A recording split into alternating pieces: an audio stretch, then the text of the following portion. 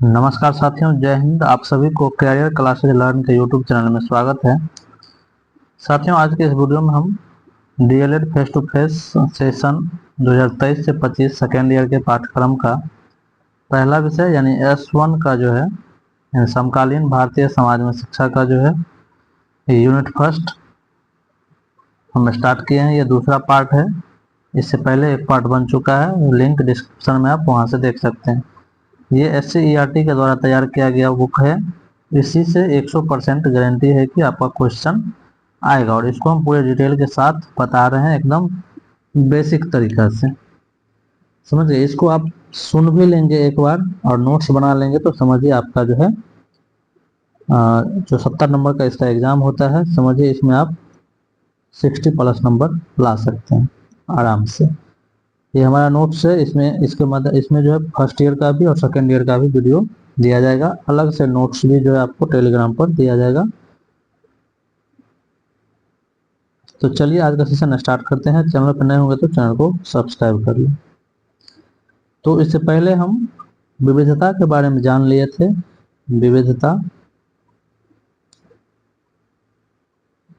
विविधता को हम इससे पहले जाने थे। आज हम असमानता और वंचना को जानेंगे।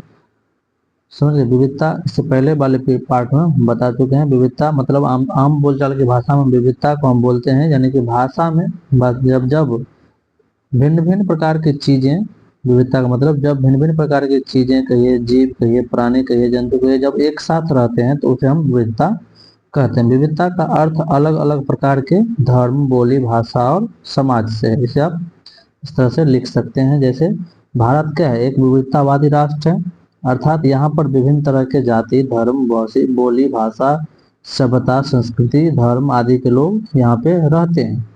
इसी को हम क्या कहते हैं? विविधता कहते हैं। इससे इससे पहले हम वाले वीडियो में हम बताए थे, विविधता का उदाहरण देकर के बताए थे कि जम्मू कश्मीर में किस तरह से लोग रहते हैं, लद्दाख में किस तरह से लोग रहते हैं, जहाँ पे बारिश नहीं के बराबर होती है, ठंडा रेगिस्तान है। लोग जो है पानी के लिए बर्फ जब पिघलता है उस पर डिपेंड रहता है।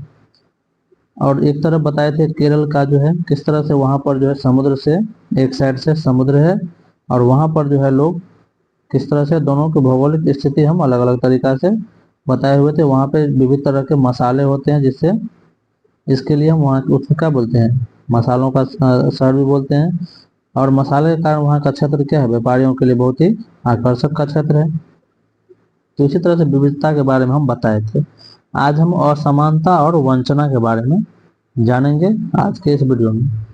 यहाँ पर 21वीं सदी में के भारतीय होने पर गर्व करते हैं। 21वीं सदी हम जो है क्या है? 21वीं सदी के भारतीय होने पर गर्व करते हैं, जो एक बेटा पैदा होने पर खुशी का जश्न मनाते हैं और यदि एक बेटी का जन्म हो जाए तो शांत हो जाते हैं। यहाँ तक कि कोई भी जश्न नहीं मनाते, मनाने का नियम बनाया गया है। यह लैंगिक असमानता का क्या है? एक उदाहरण है। और समानता को धीरे धीरे आप समझ जाएंगे। और समानता यहाँ पर आप देख रहे हैं कि ये लैंगिक असमानता है। किस तरह से?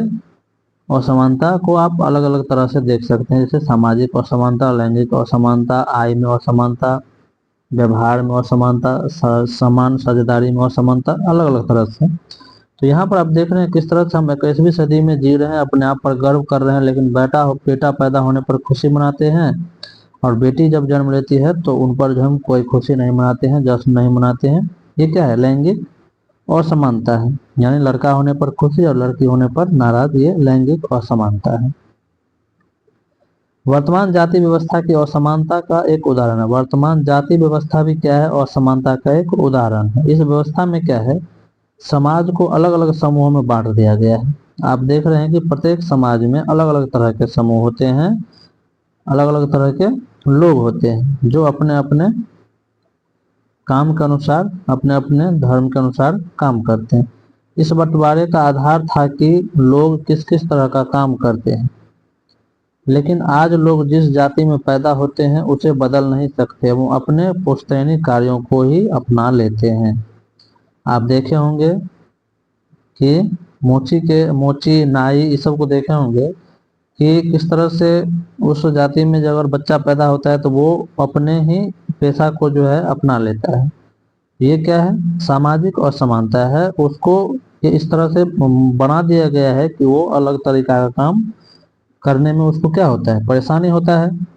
समझ गए, ये शुरुआत से ही ऐसा बना दिया गया है। तो ये सामाजिक असमानता है, समझ गए, जातीय असमानता है। आगे देख लीजिए यहाँ पर, वर्तमान में असमानता ही देश की सबसे बड़ी क्या है, समस्या है। जैसे असमानता में अब देख रहे हैं सामाजिक असमानता, आर्थिक असमानता, शैक्षिक असमानता, शिक्षा के अवसर सभी को एक समान नहीं दे, सभी के लिए एक समान है, लेकिन आप देख रहे हैं कि प्राइवेट स्कूल में बच्चा को जिस तरह से शिक्षा मिल पाता है, सरकारी स्कूल में उस तरह से शिक्षा नहीं मिल पाता है। भले ही भौतिक संसाधन रहता है, लेकिन उस तरह से उसको शिक्षा नहीं मिल पाता है। गरीब तबके के बच्चे सरकारी स्कूल में पढ़ते हैं, अमीर बच्चे जाके, पैसे वाले बच्चे जाके प्राइवेट स्कूल में, बड़े बड़े स्कूल में पढ़ते हैं, जिससे क्या होता है, शैक्षिक असमानता होता है, बच्चा उस तरह से शिक्षा नहीं ले पाता है। औद्योगिक असमानता ही देश को विकसित बनाने में क्या है, सबसे बड़ी बाधा बनी है। यानी कि ये सभी प्रकार की असमानता जो है देश को विकसित करने में बड़ी बाधा बनी हुई है। सामाजिक असमानता के कारण ही आज समाज में आपसी प्रेम, भाईचारा, मानवता, इंसानियत और नैतिकता खत्म होता जा रहा है। आप देख रहे हैं कि प्रत्येक समाज में अब जो है, पहले जिस तरह से लोग आपस में मिलजुल कर रहते थे, अब जो है सभी एक दूसरे से क्या करते हैं, मतलब चिड़े रहते हैं। आपसी भाईचारा का जो है भाव धीरे धीरे सभी में मिटता जा रहा है, नैतिकता खत्म होते जा रहा है, इंसानियत खत्म होते जा रहा है। समझिए, यही हमारी सामाजिक असमानता है। अगर कोई हमसे अलग जाति के हैं या छोटे जाति हैं जिसका संख्या कम है, तो उसको क्या करते हैं हम लोग, ज्यादा क्या करते हैं, को मदद नहीं करते हैं, उसको जो है हम क्या करते हैं, हीन भावना से देखते हैं। समझ गए, हमारे मन में धारणा बनी हुई है कि वो उस धर्म से है, यानी उस जाति से है, तो उसका काम पेशा वही है। जैसे अगर आप देखे होंगे मिस्त्री होता है, अगर वो क्या करता है, पूरा साफ सफाई का काम करता है, तो हमारी मानसिकता क्या बनेगी, वो वैसी के लिए समाज में है। तो इस मानसिकता को बदलना होगा, ये नैतिकता खत्म करनी होगी। तो नैतिकता को जो है क्या करना होगा, ऐसी नैतिकता को खत्म करनी होगी जो किसी के प्रति हीन भावना पैदा करता हो, हमें अच्छी नैतिकता लानी होगी। इसी से क्या होगा, सामाजिक असमानता दूर होगा। आर्थिक असमानता के कारण ही आज समाज में अमीरी गरीबी बनी हुई है, अमीर अमीर होते जा रहा है और गरीब क्या हो रहा है, दिन पर दिन गरीब होते जा रहा है। ये आर्थिक असमानता के कारण ही हो रहा है। जब हम विविधता को विविध न मानकर हर असमान मान बैठते हैं, मानकर हम क्या करते हैं, असमान मान बैठते हैं, तो जाति, धर्म, वंश, संप्रदाय एवं लिंग आदि पर समाज के एक बड़े वर्ग को उसके कई अधिकारों से वंचित कर देते हैं, या उसके अंदर एक भाव पैदा कर देते हैं जिससे वह यह मान बैठता है कि यह कार्य या अधिकार उसका नहीं है। इसी भाव को हम वंचना कहते हैं।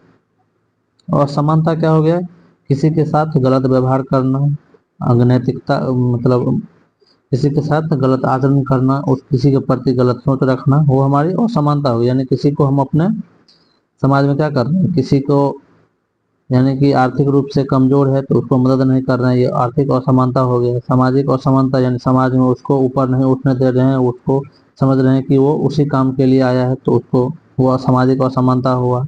शैक्षिक असमानता यानी कि गरीब बच्चे हैं तो वो प्राइवेट स्कूल में नहीं पढ़ पाते हैं, तो वो नहीं पढ़ने देते हैं हम, तो क्या होता है कि वो शैक्षिक असमानता हुआ। समझ गए, क्षेत्रीय असमानता, औद्योगिक असमानता, ये सारी चीजें असमानता हो। समझ गए। अब है यहाँ पे है वंचना। वंचना मतलब किसी व्यक्ति को किसी चीज से वंचित करना।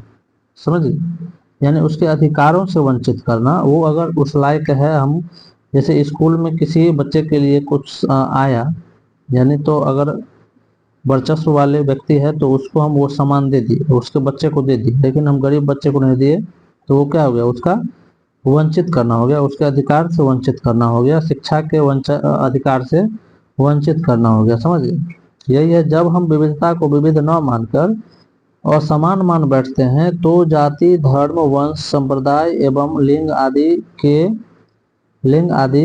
पर क्या होता है, समाज के एक बड़े वर्ग को उसके कई अधिकारों से वंचित कर देते हैं। समझ गए।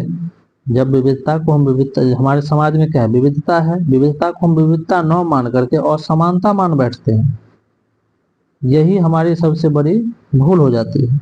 यानी विविधता का मतलब हमारे देश में जो है विविधता है, विभिन्न तरह के जाति है, धर्म है, संप्रदाय है, वो क्या है, उसकी संस्कृति अलग है, वो उसके अनुसार काम करते हैं।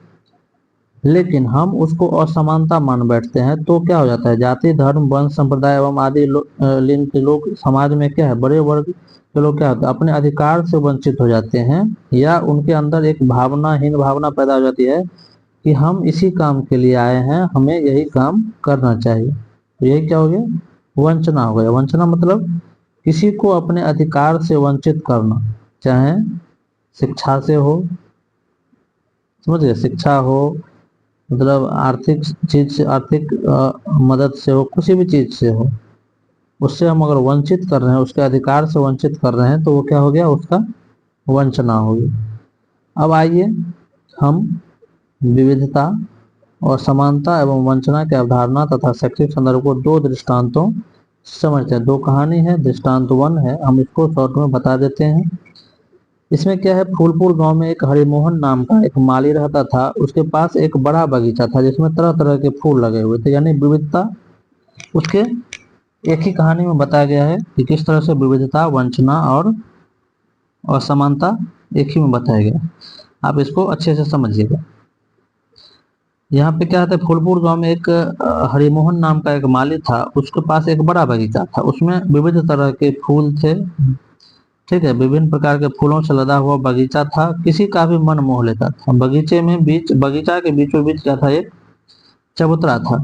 गांव वाले तथा राहगीर क्या करते थे, जब उस रास्ते से जाते थे तो आराम करने के लिए वहां पर बैठता था। एक दिन क्या हुआ कि एक राहगीर जो है हरिमोहन के बगीचा में उस चबूतरे पे आकर बैठा, और वो राहगीर बोला कि वाह, कितना सुंदर ये बगीचा है, कितना मनमोहक है। बाकी सब फूल तो ठीक है, लेकिन गुलाब के फूल की बात ही कुछ और है। क्या बोले, बाकी फूल तो ठीक है, लेकिन गुलाब के फूल की बात ही कुछ और है। वो राहगीर बोला किसको, हरिमोहन को।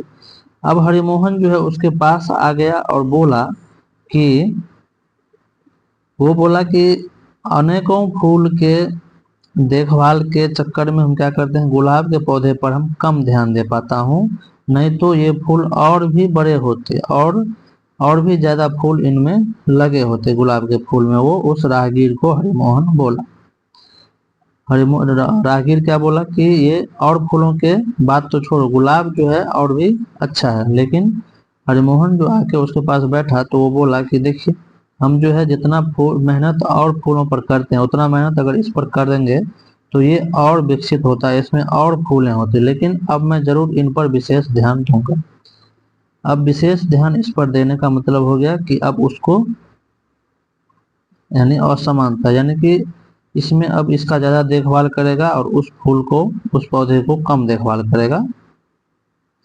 अब राहगीर तो आराम करके चला गया, परंतु हरिमोहन का मन बेचैन हो गया। वह लगातार यही सोच रहा था कि आज तक उसने गुलाब के पौधे पर विशेष ध्यान क्यों नहीं दिया। उस गुलाब के पौधे पर जो उसके बगीचे की शान है, अन्य पौधे से उसे चिढ़ होने लगी। यानी कि समाज में भी इसी तरह का बात, जो गरीब तबके के, वंचित तबके के लोग होते हैं, उस पर क्या होता है, उसको अधिकार जब मिलता है तो हम लोग चिढ़ते हैं, ऐसा होता है। अब अब वह जरूर गुलाब के पौधे पर विशेष ध्यान देगा। उस दिन से क्या हुआ, हरिमोहन जो है गुलाब के फूल पर बहुत ध्यान देने लगा, लेकिन और पौधे पर जो है कम ध्यान देने लगा। गुलाब के पौधे में ज्यादा पानी देता, उसकी देखभाल करता, लेकिन धीरे धीरे और पौधे को देखभाल और फूलों की देखभाल करना वो कम कर दिया। इससे क्या हुआ, बाकी के पौधे धीरे धीरे बगीचा में मुरझाने लगा, सूखने लगा। ठीक है, इस तरह से क्या हुआ, बाग जो है फिर से सुनसान लगने लगा। उसी तरह से एक दिन क्या हुआ, राहगीर एक जा रहा था, वो राहगीर भी उस बगीचे में आकर के बैठा और बोला उसको, हरिमोहन को, कि इस बाग का जो है हरियाली या सुंदरता पूरे इधर शहर में जो है प्रसिद्ध था, और इस बाग को क्या हो गया कि सभी फूल मुरझा गए हैं, केवल गुलाब के पौधे जो है क्या है यहाँ पर अच्छे दिख रहे हैं, बाकी सभी फूल मुरझा गए हैं। अब जो है क्या हुआ यहाँ पर जो है राहगीर किसको बोला, हरिमोहन को बोला कि केवल गुलाब के पौधे को छोड़कर सभी बाकी पौधे इतने मुरझाए व सूखे क्यों हैं, वहां जमीन भी सूखी हुई लगती है, ऐसा लगता है यहाँ महीनों से पानी तक नहीं दिया गया। तुम्हारे बगीचे में चंपा चमेली रात रानी कितने प्यारे लगते थे, यानी पहले कितने प्यारे लगते थे, हाय वे सब सूख गए, अरे क्या हुआ, कैसे हो गया यह सब। राहगीर की बातें सुनकर माली गहरी सोच में पड़ गया और उसने अब बहुत पछतावा होने लगा। वह मन ही मन सोचने लगा कि उसने ऐसा कैसे कर दिया, हाय उसका इतना सुंदर दिखने वाला बगीचा आज उजाड़ हो गया, गुलाब का फूल छोड़कर सभी सुंदर फूल के पौधे सूख गए।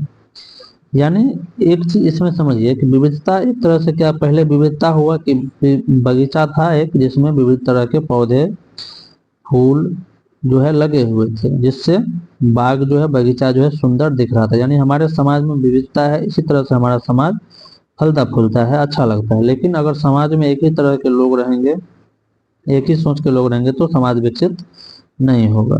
अलग अलग तरह के सोच के लोग हैं, जिससे क्या होता है किसी का न्याय अगर होता है तो अलग अलग तरह के लोग होते हैं, सोच के लोग होते हैं, जिससे किसी को न्याय मिलता है। तो यहाँ पर क्या हुआ कि असमानता भी दिखा, समझ गए, और वंचना भी दिखा।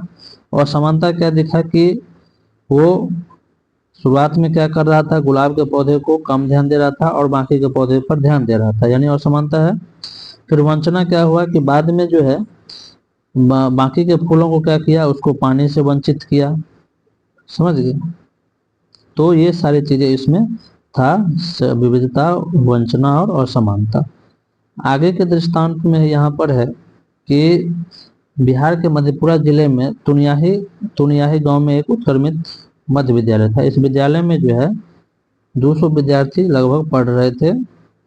विद्यालय के छठी कक्षा की जिम्मेदारी कक्षा गुड्डू सर को थी। जो गुड्डू सर क्या करते थे, गणित पढ़ाते थे, गणित विषय में अच्छे जानकार भी थे और गणित विषय पढ़ाते थे। छठी कक्षा में एक छात्र था जिसका नाम था, यहाँ पर आगे है, भोला। नाम क्या था, भोला। गुड्डू सर वैसे क्या थे, तेज तरार शिक्षक थे, लेकिन थोड़ा कड़क थे।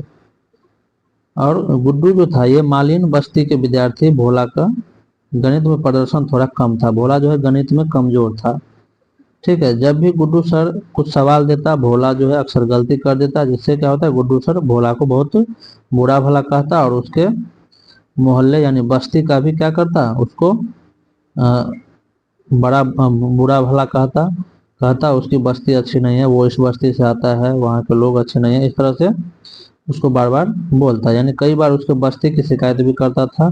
वह भोला को एहसास दिलाता है कि उस बस्ती के होने के कारण क्या है, उसका गणित कमजोर है, यानी वो पढ़ने लायक नहीं है। भोला को बहुत बुरा लगा और अकेले रोता, फिर रोता, किसी से नहीं कहता।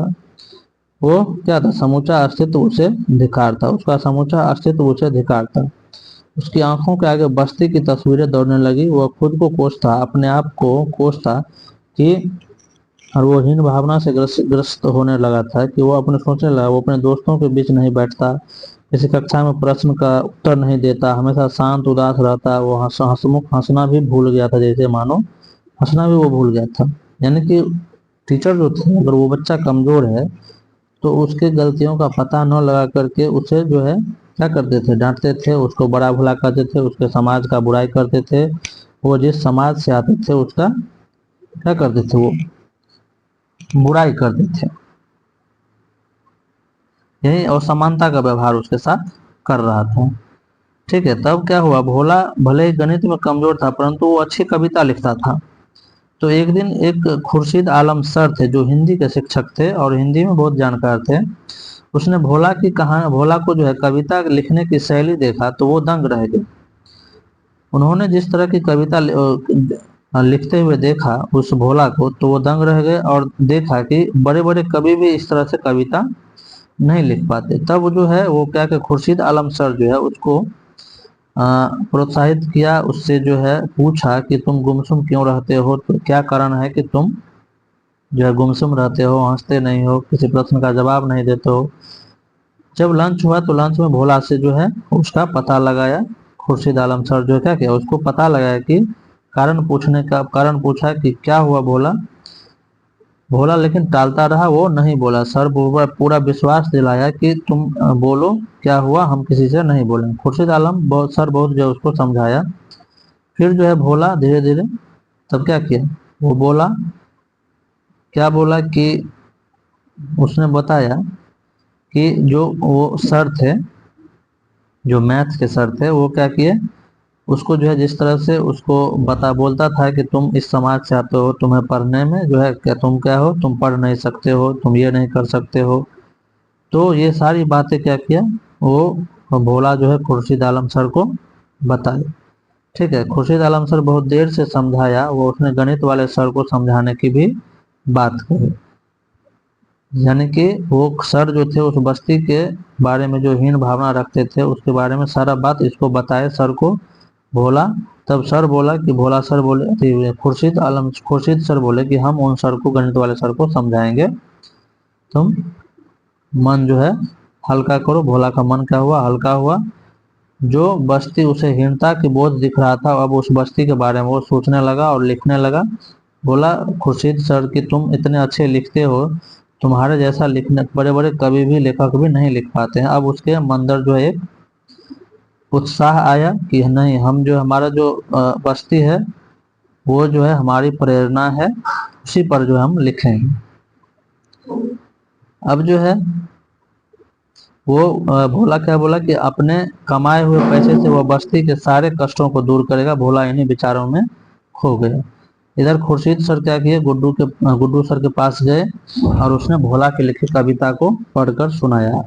गुड्डू सर आश्चर्यचकित रह गए। उन्होंने कहा, इतने छोटे बच्चे द्वारा लिखी गई अच्छी कविताएं मैंने देखी नहीं देखी थी। मैं अपने आप बहुत शर्मिंदा हूँ कि विद्यालय में इसे इतने होनहार विद्यार्थी को मैंने बुरा भला कहा। यानी कि उसके अपने अधिकार से वंचित कर रहा था, समझ गए। और शैक्षिक असमानता भी उसने दिखा रहा था कि अगर दूसरे बच्चे को आप अगर पढ़ा रहे हैं, बता रहे हैं, तो आप उस बच्चे को भी उसी तरह से बताएं, तो ये समानता जो है उसमें होगा। तो ये सारी बातें इसी में था। गुड्डू सर ने भोला को गले से लगा लिया लास्ट में। जब वो सारी बातें देखा तो गुड्डू सर ने भोला को गले लगाया, समझ गए। और भोला जो है अब खुशी से भर गया। अब यही है आगे कि हमारी संस्कृति, हमारी संपूर्ण प्रकृति तमाम विविधताओं से भरी पड़ी है। भिन्न प्रकार के जीवों, पेड़ पौधों, नदी नली नालों, स्थलाकृतियों आदि के रूप में यह विविधता ही प्रकृति का सौंदर्य है। हमारा समाज भी भिन्न भिन्न रंग, क्षमता, प्रकृति, भाषा, वेशभूषा, खान पान, आचार व्यवहार, आस्था, धर्म, संप्रदाय आदि से क्या है, संबंधित विविध व्यक्तियों व समुदायों से समृद्ध है। यही विविधता हमारे समाज की खूबसूरती है। ये विविधता हो गया। हमारे समाज में विद्यमान विभिन्न समुदाय के लोगों की क्षमताएं व खासियत अलग अलग है, समझ गए। एक लोकतांत्रिक सत्ता और व्यवस्था की यह भूमिका होनी चाहिए कि इन विविध जनों यानी लोगों व समुदायों के विकास करने का एक बेहतर जीवन जीने की व्यवस्थाओं को बिना भेदभाव के सुलह कराए। समझ गए, भेदभाव नहीं और समानता नहीं करनी है। परंतु हमारे समाज में मानव सभ्यता के विकास क्रम में सत्ता व व्यवस्था के भिन्न भिन्न रूपों को देख वह उन वर्चस्ववादी तत्वों के अनुरूप जीने को बाध्य हुआ है। परंतु हमारा समाज क्या है, मानव सभ्यता के विकास के क्रम में, यानी जो विकास का क्रम हो रहा है, शुरुआत से ही सत्ता और वर्चस्व चली आ रही है। वर्चस्व हम आपको बताए थे, यानी जिसका बोलबाला हो, यानी कोई व्यक्ति या समूह जो दूसरों पर नियंत्रण रखता हो, समझ गए। उसी के अनुसार क्या है, समाज जो है अभी जो है समाज अपने अनुसार जीवन जीने के लिए बाध्य है। शताब्दियों तक सुविधा विहीन धन प्रतिष्ठा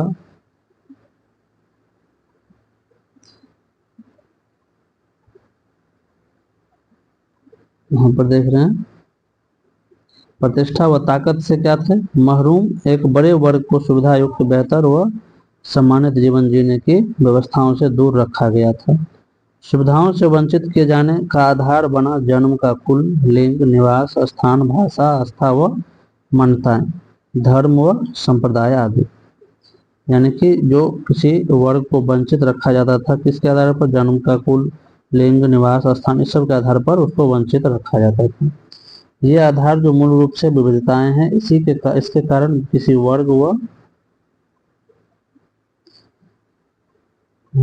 व्यक्ति विशेष को विकास करने के लिए जरूरी मौलिक सुविधाओं से वंचित किए जाने से ही असमानता जन्म लेती है। यानी कि विभिन्न तरह के लोगों, जाति, धर्म के लोगों को क्या करते हैं, उसके अपने अधिकार से जो है वंचित करते हैं। तो यही क्या है, हमारी असमानता है। यहीं पर असमानता जन्म लेती है। इसको हम आगे कल अगले वीडियो में हम देखेंगे, और तब जाके अगले पार्ट में फिर समाज में सत्ता वर्चस्व और प्रतिरोध के बारे में पढ़ेंगे। चलिए आज के वीडियो में इतना ही। वीडियो अच्छा लगा हुआ तो लाइक, शेयर और जरूर करें। धन्यवाद।